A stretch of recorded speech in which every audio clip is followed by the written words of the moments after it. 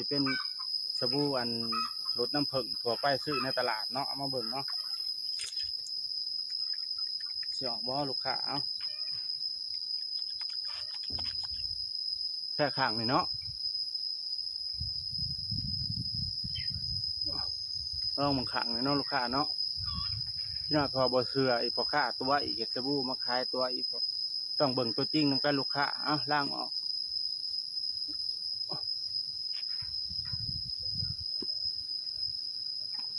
เบิ่งเนาะค่ะเนาะข้างนี้เด้อลูกค้าข้างนี้เด้ออ๋อบ่ได้ออกเลยลูกค้ายังดำปื้ออยู่เลยยังดำบ่ออกเนาะ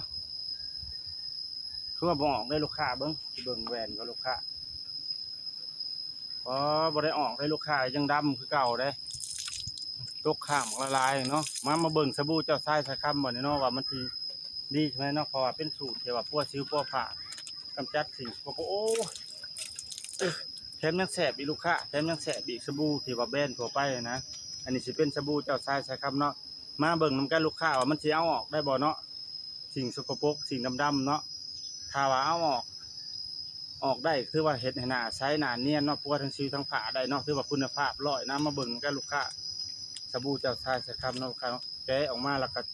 สิเป็นแบบนี้ลูกค้าสิมีผงตีพองเลยลูกค้ากลิ่นหอมรสสตรอเบอรี่มาเปิดนำกันลูกค้าเหมือนกันเป็นได้ลูกค้าไหมเอาสบู่เจ้าชายสะคำไปล้างออกบ่อันที่มินเหมาะเนาะอันนี้บ่ออกล้างก็ยังออกบ่ยังดำอยู่ลูกค้าเบิ่งใส่เบิ่งยังดำเนาะออกบ่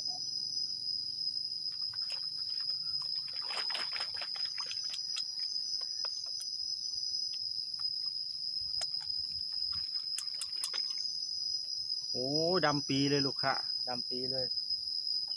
เนาะเป็นอ๋อ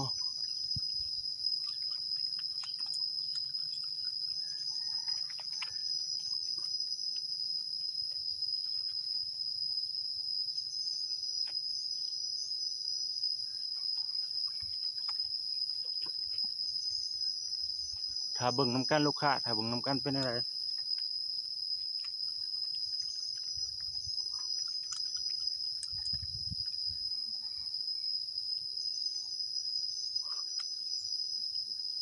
สูตรเมือกห้อยทาดลูกค้าเลยใช่ดีใช่ขักได้ลูกค้าจังซีลูกค้าสบู่เจ้าชายสะคำสามารถเอาอันสิ่งสกปรกออกได้เนาะแล้วก็สิวฝาก็หายแน่นอนคุณภาพร้อยลูกค้าเบิ่งเอาลูกค้า